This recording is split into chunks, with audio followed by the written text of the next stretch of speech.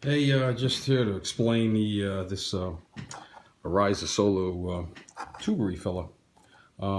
If you're looking for a quick way to refill this, after you're done knocking it out, this is the gadget you want. This one right here is empty. I'll just show you real fast how it comes disassembled. It's really just 3 pieces, but it's pretty complicated to design.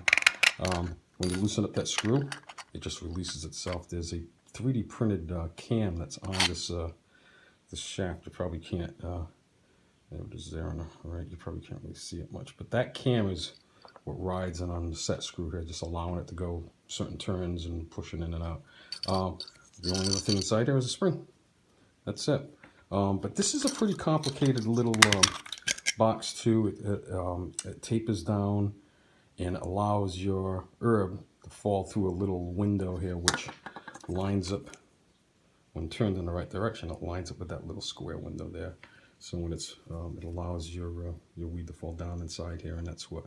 And then when you push it in, there's a piston inside here. You can't see it. It's a permanent piston, but when you push it in, it allows that piston to go inside here and push it into your tube when your tube's inserted here. So I'll just show you real fast. That's kind of real quick description of how it kind of works, but it just works. It works really well. I'm pretty amazed.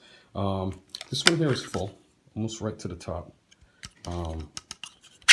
Best thing to do is, because it compacts and everything, I give it a little shake just to be on the safe side. It's locked in right now. That's its closed position.